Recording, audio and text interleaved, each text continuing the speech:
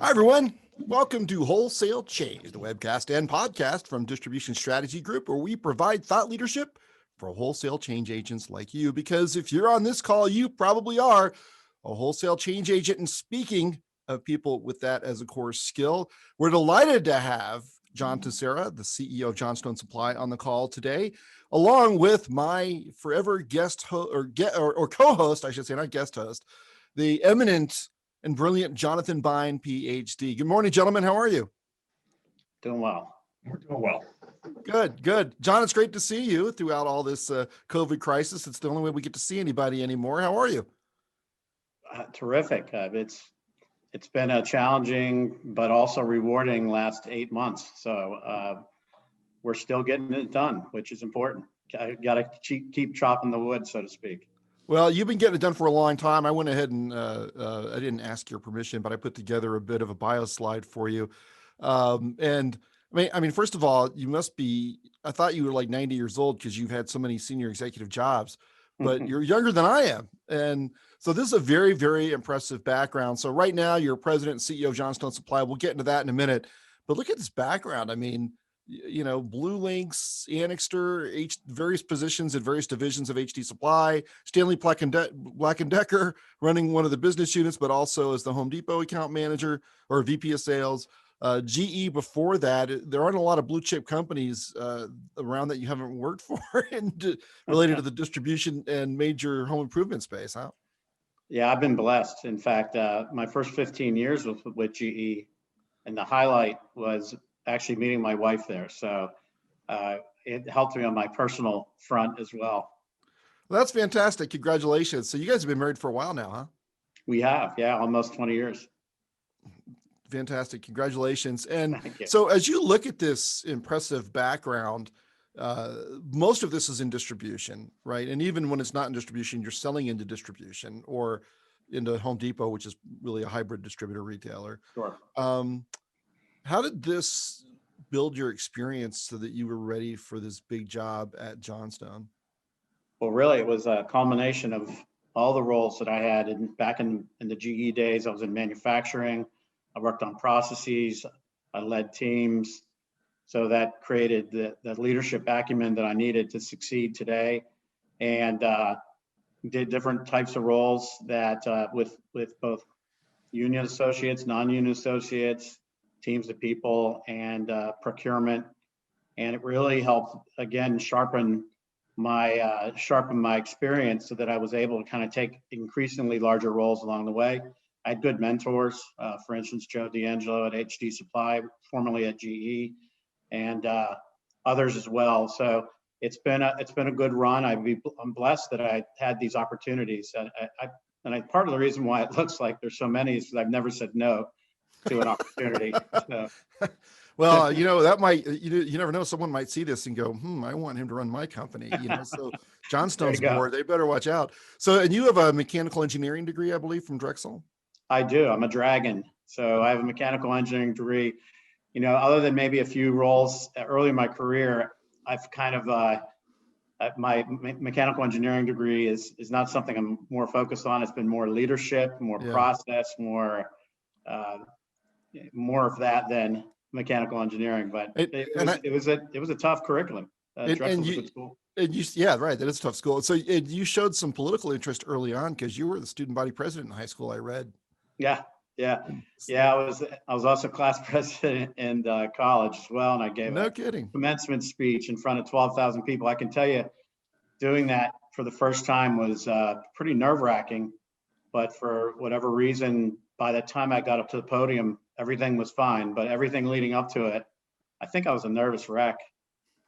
Probably a lot similar to the way you felt coming on our show. I'm just saying. We have 12,001 attendees at this point. So well, there you go. Upping your game a little bit, John. So I have to ask you then, does this mean that there's a politics in your future as well?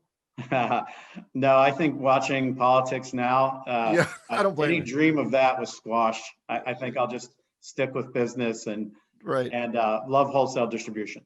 Good. Yeah, turn into a nightmare, right? So So why don't you tell us a little bit about Johnstone Supply? Obviously, for those who know, it's a co-op, right? Yeah. That is not only an unusual business model, that certainly puts unusual demands on the CEO and the leadership team, generally speaking, I'm assuming. And I haven't not worked with Johnstone, but I've worked with other co-ops. Yeah.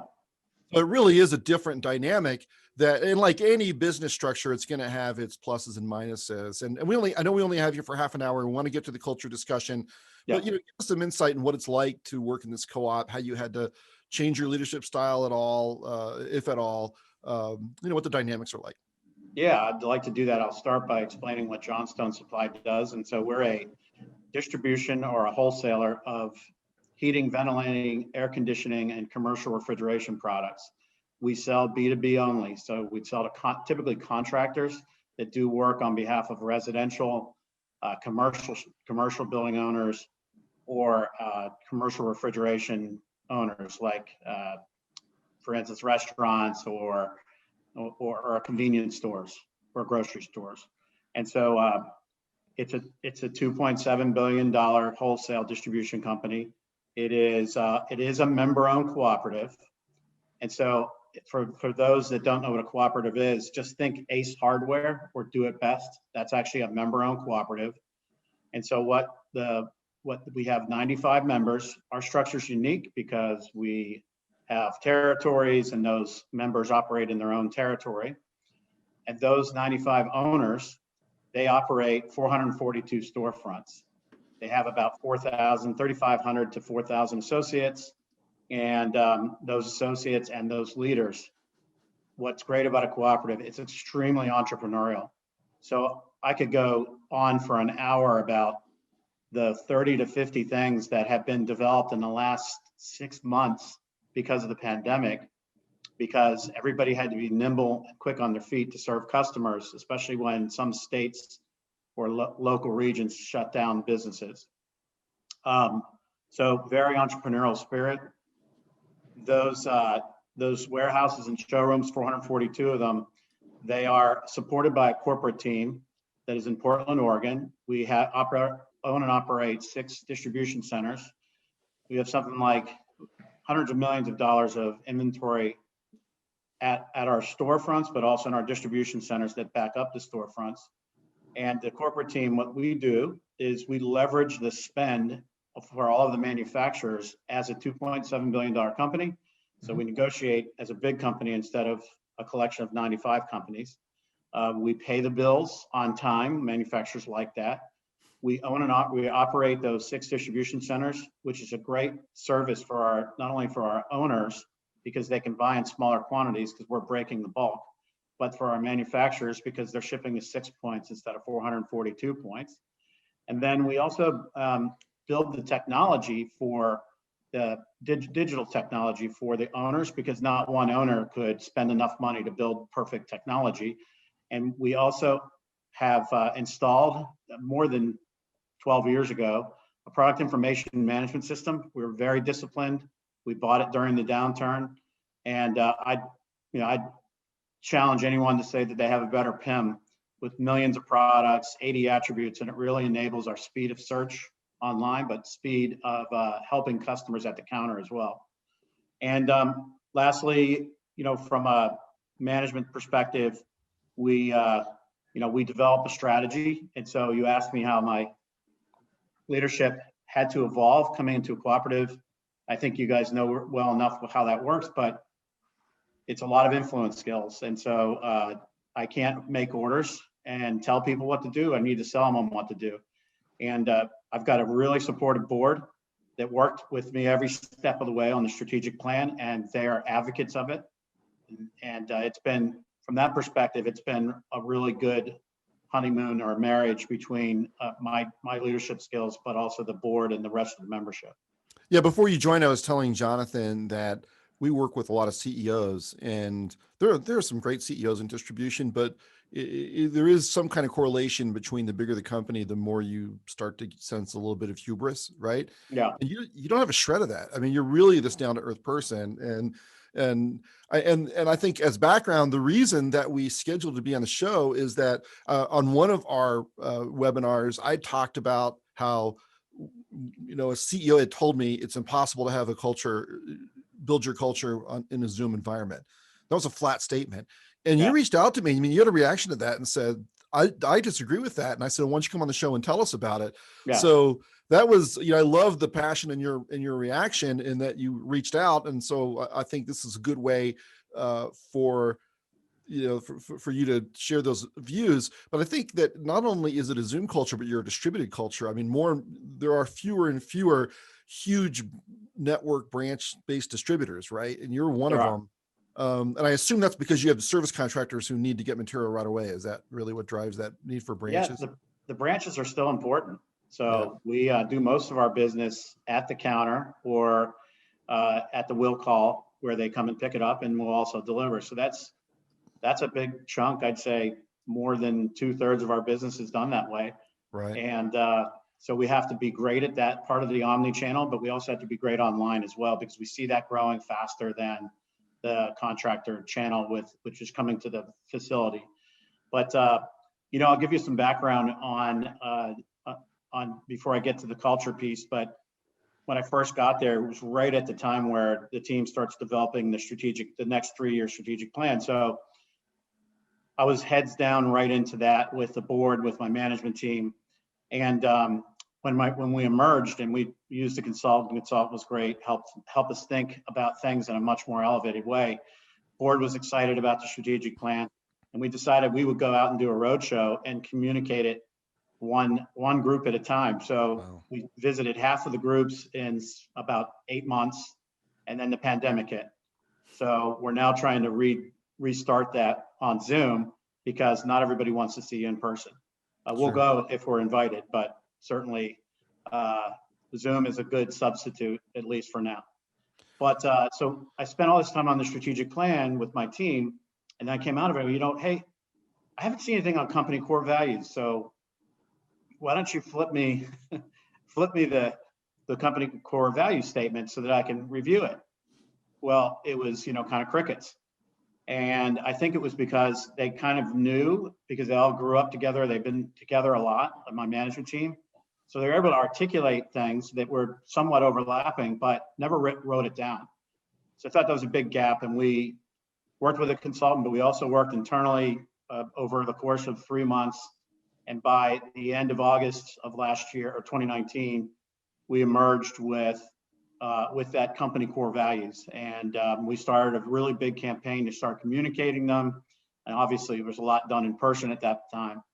And the other thing is we polled our members and we asked them the same thing, the Johnstone owners. And many of them had it written down, which is great. Some didn't. And we looked at that, and it was funny. There was a lot of overlap between what we had developed and what they had submitted. So that made me feel good that it was a good company core value statement. Yeah, that's an important part of the strategic planning process. And as someone who is new there, you need a lot of input to understand, because you can't just make them up, right? They're part of the culture. Yeah, I mean, look, we stress tested them like crazy. So, and we ran it by our management team, we ran it by other folks, and we refined it more than once along the way. But we've now been pretty consistently communicating. I can explain how we're doing it over Zoom and how we're communicating better than ever. And we're getting a lot of, I'd say, people to be really excited about having a purpose and working at Johnstone Supply, because we're able to articulate that. Fantastic. Okay. Now, I should point out to everyone on the line that if you want to ask John a question or interject a comment into the conversation, please hit the Q&A button or the chat button. We'd love to have input. But John, right now, let me hand it over to you in core values. Do you want to go through these? Yeah, I'll turn through them, but this is where we ended, and everything is around being customer focused. That's why the graphic shows it in the middle. And it's really just understanding the perspective and everything we do and anticipating needs and responding quickly. And so being a wholesale distribution company, our customer, the cooperative, we serve the members. And so the owner groups, the 95 groups that have 442 locations, we serve those folks. Those owner groups, they serve the residential and commercial contractors. And then those contractors, they serve homeowners and commercial building owners, and et cetera. So customer focus right in the center. But around it is having ownership and having initiative and just pride and urgency in getting it done right the first time. It's being one team. And we talk about one team, and it's not just our members and us, but it's our manufacturers, our suppliers. We want to be one team, and we want to be innovative and innovate. I'll talk more at the end of this about what we're doing around lean as one of our core company strategies, and how excited I am about what it's done to our company. And then lastly, engage. This one was kind of newer to the whole thing. And one of the things that I've seen is we're a very private company. We knew what we were doing inside the company. We did not know enough about what great was like outside the company. So engaging people all around you, manufacturers, other wholesalers, other retailers, to try to find best practices. So this is how we came out of company core values with these 5 key core values. And engage was new. In other words, is this something you introduced to the team? Yeah, it was something that what I introduced, we first called it communicate, and that was too bland and mundane. So we came up with engage, and yeah, that's about really seeking out best practices, sharing those best practices, and in being engaging with people. This is a people business. We don't manufacture anything. We buy it, we warehouse it, we pick, pack, and ship it, and we serve customers locally. So engage is really important for us. We've got to have that. We've got to have that value so manufacturers don't go direct, and we are providing value to those manufacturers. Fantastic. Okay. You ready to jump ahead now? I am. Okay, great. So this is really the core of the conversation today, which was sort of how you built culture before COVID and how you're doing it now. So this is the direct response to the person I talked to who said you can't build culture with Zoom. So you can't. so tell us how. Well, I can say before we had all associate meetings every month, and they were in large conference room. Almost very few times did I get a question. There was probably a couple. We had a quarterly newsletter. That's not frequent enough. We did all the onboarding in person, but it was kind of wonky because we had so many people traveling that not one onboarding was done the same way. So if you've seen one, you've seen one. And the story of the company, we didn't even have one. So we didn't have a story of the company. We didn't tell it to people coming into the business why Johnstone is different and special. And then lastly, I was traveling a lot, and I was working on strategy. I was working on other things with board matters. And so there was a limited interaction with me because I would be on the road or I would be working in meetings. And so that was before. But when COVID hit, it was, we had a lot of concerns. We had people that were concerned. We had probably a tough month in April, and we saw it happening at the end of March. But we bounced back like crazy in May, June, and July. In fact, we had the largest month in company history in June and the second largest month in company history in July. Wow. It shows that HVAC can overcome the coronavirus, I guess. But during COVID, and now I say and beyond, because I don't think these things are ever going to stop now. Okay. I think they become core to what we do. And we did for about 5 months, the first 5 months, we did weekly all associate meetings. And now we moved it to bi-weekly, but obviously a lot more than we did in the past. And we did some fun surveys, for instance. So they're always, something like not what's your favorite sport, but who's your favorite player? And then there's always a goofy answer like, I don't like sports. And sometimes that wins, which is pretty crazy. But right. So anyway, we did that, and every single one of those meetings, we've had associate recognition. We talked about company core values, and we tied the associate recognition to the company core values. We get more questions now because chat is a little bit safer than actually speaking up. So people will tend to chat, which is great. And I'll talk more about lean on the next page, but we've been featuring every single lean project on these weekly and now bi-weekly calls. And all those lean projects that are focused on reducing non-value added work where the customer doesn't recognize it. And we've had tons of paper elimination projects, workstation organizations, safety projects. And in our DC, which, as you know, Ian, something like 65% of the time is wasted because of travel. We've reduced travel time by hundreds, if not thousands of hours, because we're just moving the work right where it gets done as opposed to travel time back and forth. So John, when you said you tie things to your core values, I think maybe you said conversations. Can you give us an example of what you mean about tying things back to the core values? Sure. So when we have 3 or 4 people from different functions working together, we talk about how they engaged and how they worked as one team to develop an innovative solution to something that hasn't changed for 30 years. And it's crazy how many lean projects we've done since the pandemic has started. So on the next slide, you don't have to go to it yet. You'll see that we've done nearly 500 or 400 plus projects since we started lean in it was July of 2019, but almost 150 just in the last 7-8 months. And so people can get it done from home. So you look at something that was done and you say, here's how it relates to the core values, and you name it and call it out. We do, and then people get recognized for it. So it's not only the people that are doing it also get the recognition for it. And we also have more frequent employee recognition just in general, whether it ties to the core values or not. We talk about how we're keeping our associates safe and engaged. And we like to single people out. We think it's good to have that positive energy in the company. So just for our listeners and viewers, something to appreciate about the challenge, honestly, John, that you have is, John mentioned the co-op structure. What this really means is that the members own corporate as opposed to the normal structure where corporate owns members.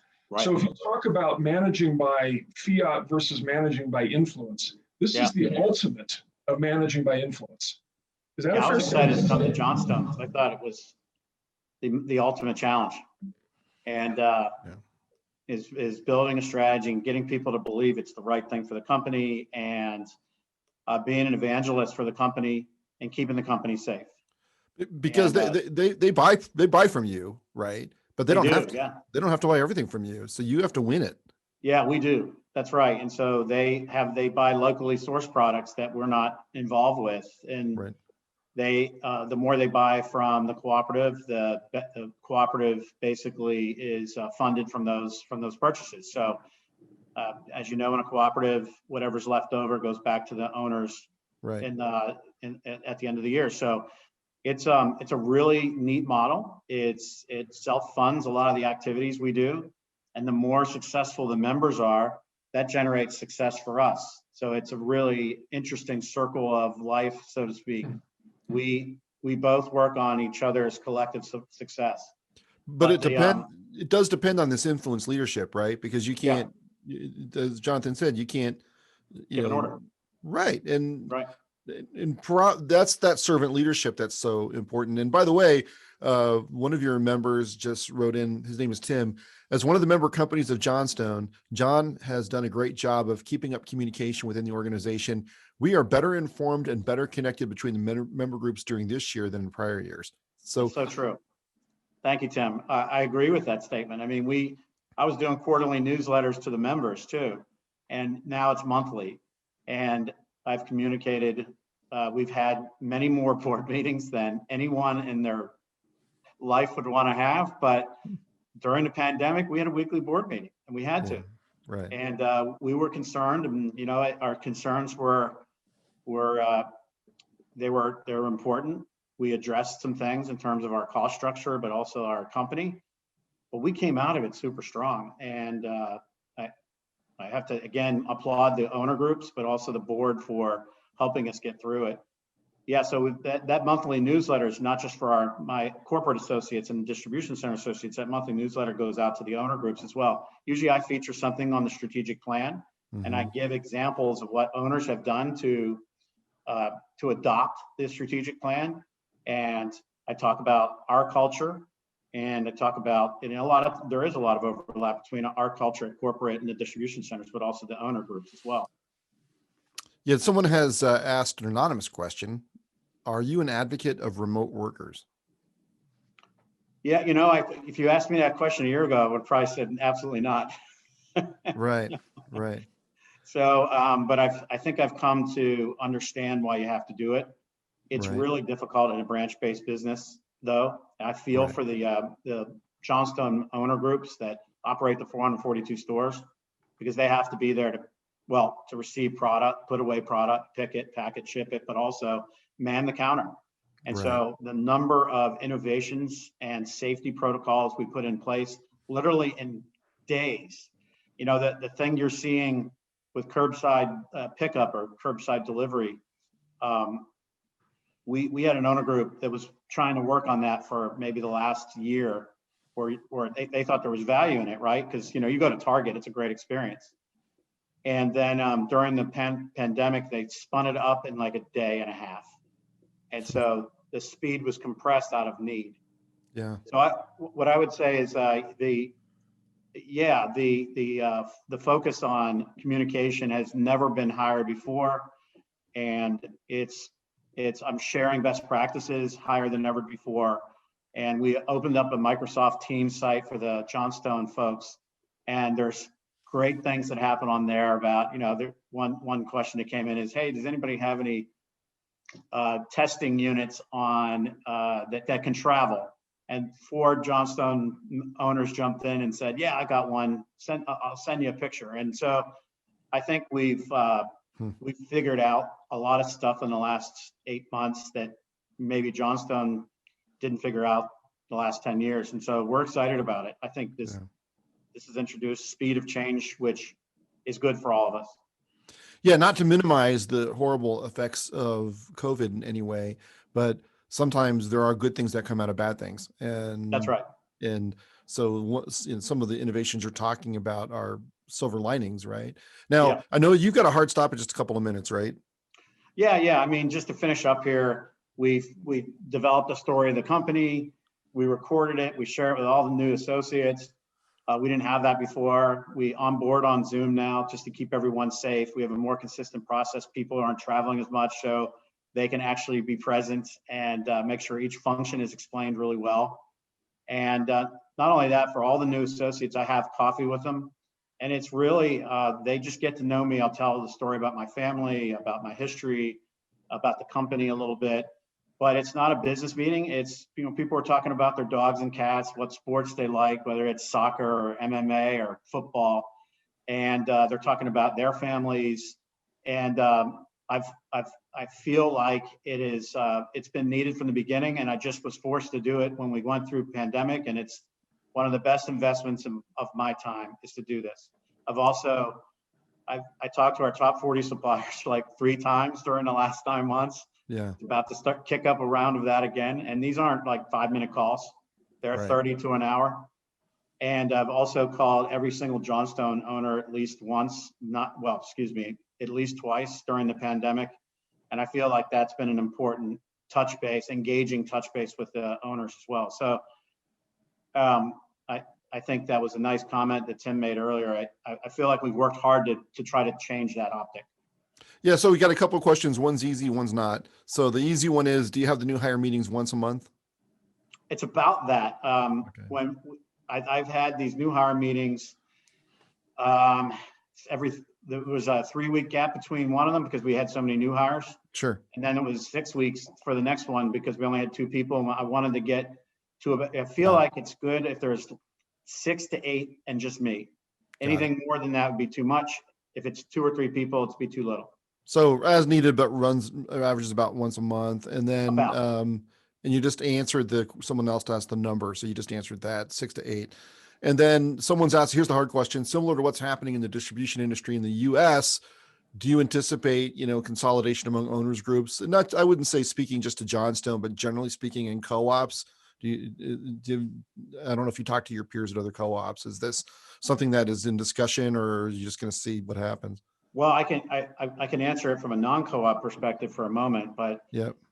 We're seeing a ton of wholesale distribution consolidation. I mean, you think about what happened with Annixter and Wesco. Yep.